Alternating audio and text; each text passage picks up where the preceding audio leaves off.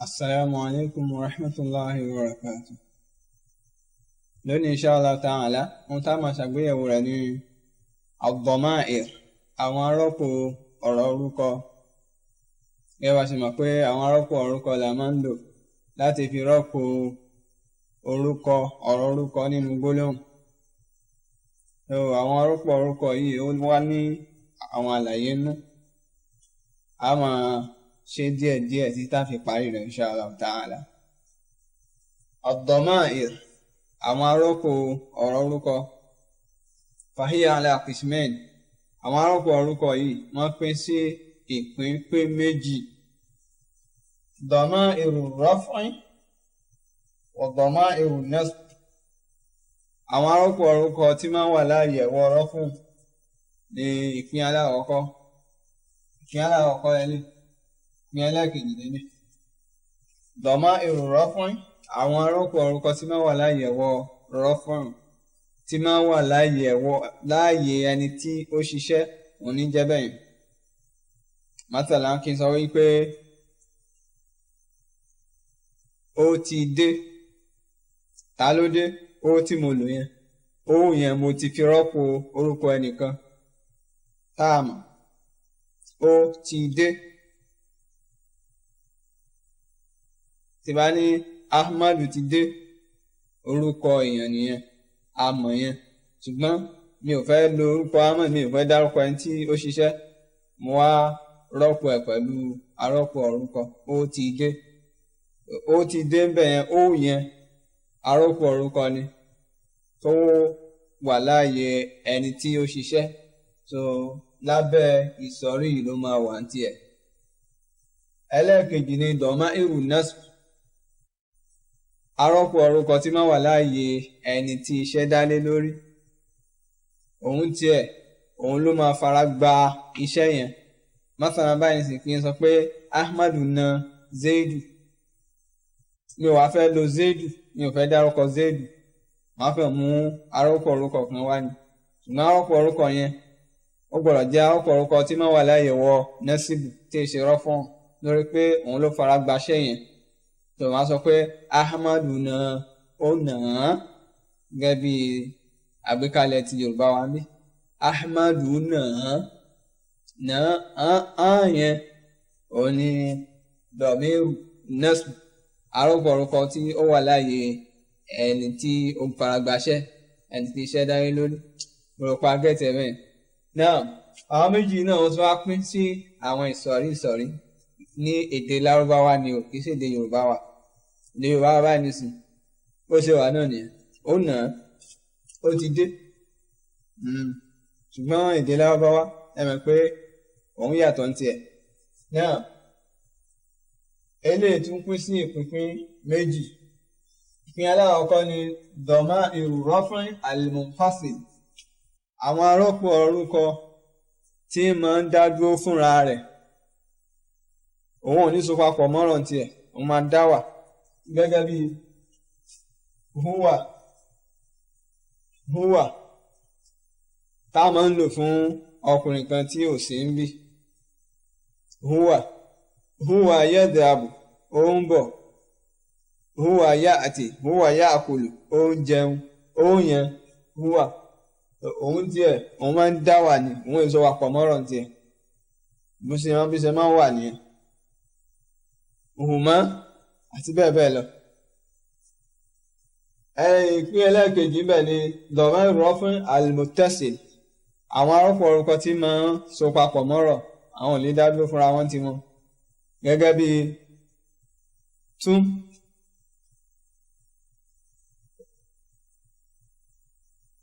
tum ta máa ń lò fún àwọn ọkùnrin tó pọ̀ tá a dájú kọ. Ní wọ́n pé ẹ̀yin jẹun. Akaltum, ẹ̀yin jẹun. Tẹ́ pé ipò ẹni tó ṣiṣẹ́ làwọn méjèèjì wà. Huwa ya'ti, ó ń bọ̀. Òun lẹni tó ń bọ̀, òun ló ṣiṣẹ́. Bẹ́ẹ̀ ni ẹ̀yin jẹun, ẹ̀yin náà lẹ ṣiṣẹ́. Ṣùgbọ́n ìyàtọ̀ tó kàn wà láàrin wọn ni pé kí ni o? Eléyìí tiẹ̀ a máa dá akọ. Bí a pé kò ní so papọ̀ mọ́rọ̀. Eléyìí òun máa so papọ̀ mọ́rọ̀. Ìyàtọ̀ wà láàrin rẹ̀. àmọ́ iṣẹ́ kan náà ni wọ́n jọ ń ṣe ní gbólóhùn. huwa tún dọ̀máìrù rọ́fún al-munfasila àwọn arọ́pò orúkọ tí máa ń wà láàyè wọ́rọ́fún tí sì máa ń dájú fúnra àwọn tó yẹ pé wọ́n ń so papọ̀ mọ́rọ̀ àti dọ̀máìrù rọ́fún al-muttasil táwọn arọ́pò orúkọ tó yẹ pé wọ́n máa ń so papọ̀ mọ́ ọ̀rọ̀ tí wọ́n ní orúkọ àgbọ̀yé rẹ̀ sòkò jù báwọn lọ ṣùgbọ́n iṣẹ́ kankan náà wọ́n jọ ń ṣe o so nípasẹ̀ bí a ṣe ń kọ́ kalẹ̀ náà ni ìyàtọ̀ tí ń bẹ láàrin wọn a máa kọ eléyìí lọ́tọ̀ láì ní so papọ̀ mọ́rọ̀ àmì eléyìí tí a máa so papọ̀ mọ́ nǹkan kan nínú gbólóhùn. ìpín ẹlẹ́ẹ̀kejì dọ̀máìrù fún dọ̀máìrù nasb àwọn arọ́pò orúkọ tí máa ń wà láàyè ẹni tí iṣẹ́ dáyé lórí ẹni tó fara gbàṣẹ́ látara àpèjúwe tí mo mú wálẹ̀ kan yẹn ahmadu náà yẹn ẹ pé arọ́pò orúkọ tó wà láàyè ẹ̀wọ̀ ẹni tí iṣẹ́ dáyé lórí ni òun náà tún pín sí ìpín bí eléyìí ṣe pín náà ni òun ṣe pín tiẹ̀ òun náà tún pín sí ìpín méjì. dọ̀máìrù nasb al-munfasil àwọn arọ́pò orúkọ tí wọ́n wà láàyè wọn nasb tí sì máa ń dádúró fúnra rẹ̀ tó pé kò ní so papọ̀ mọ́ nǹkan gẹ́gẹ́ bí kíni gẹ́gẹ́ bí iyyaka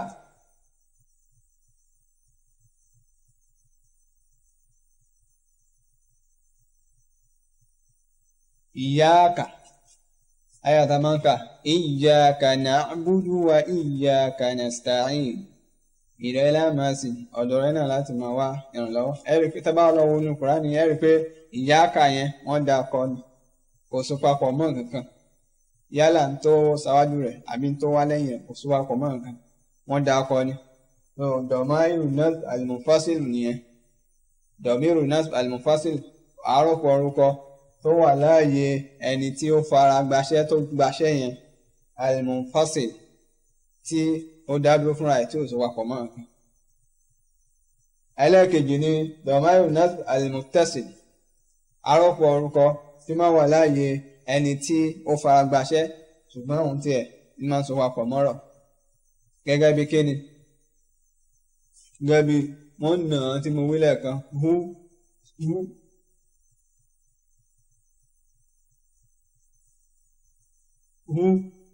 dọ̀rọ́bàhu ahmadu náà dọ̀rọ́bàhu ahmad dọ̀rọ́bàhu ahmad ahmadu ṣe kí ni ahmadu náà hu yìí gangan ẹ rí pé asopapọ̀ mọ́ fíìlì òun lè dá dúró tì òun lè dá wà gẹ́gẹ́ bí àwọn ilé ẹni tún àkàrí tún ta mú wá mi báyìí àkàrí tún ẹni pé òun ò lè dá dúró òun lè bá sì so papọ̀ mọ́ dọ̀máìrù rọ́fún al-muttasil báyìí ilé náà dọ̀máìrù nasb al-muttasil dọ̀máìrù nasb al-muttasil arọ́pò orúkọ tí wọ́n wà láàyè ọwọ́ nasb ìyẹn ni ẹni tí iṣẹ́ dáyé lórí al-muttasil tí máa ń so papọ̀ mọ́rọ̀ náà ilé dọ̀rọ́bàhu ahmadu náà ẹ ti rí bẹ́ẹ̀ bí a ṣe ń kọ́ nìyẹn á padà máa fẹ́ lójú náà inshallah á padà fẹ́ lójú jù báyìí lọ ní yàrá ìkẹ́kọ̀ọ́ tí ń bọ̀ inshallah ta'ala á máa mú lẹ́yọ̀ kọ̀ọ̀kan ni dọ̀máìrù rọ́fún al-munfasil gbogbo àwọn nǹkan tí ń bẹ lábẹ́rẹ̀ náà ni àmọ́ kó wà náà ni dọ̀máìrù rọ́fún al-muttasil bẹ́ẹ̀ ni dọ̀máìrù nasb al-munfasil bẹ́ẹ̀ bákan náà ni dọ̀máìrù nasb al-muttasil inshallah ta'ala a nílò jù báyìí lọ fún ti tòní. mo lérò pé ẹ rí nǹkan ẹyọ kan tàbí méjì dìmú níbi nǹkan tí a kọ́ lónìí tó bá di ilé tí ń bọ̀ ní ẹ tún jẹ́ kí a pàdé.